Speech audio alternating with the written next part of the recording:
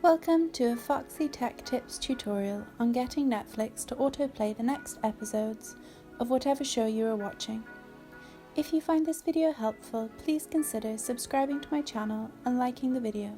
Start by loading up Netflix and logging in to your account. Now hover over your profile image at the top right of the screen and then select Manage Profiles from the drop-down list.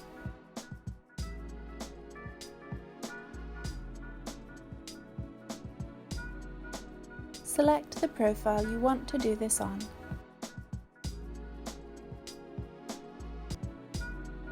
Now, under the autoplay controls here, you can enable autoplay next episode in a series on all devices.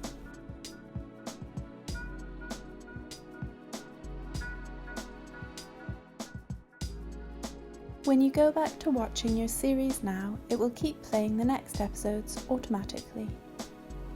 And that draws an end to this tutorial. Please like the video if you found it helpful and subscribe to Foxy Tech Tips for more tips and tricks.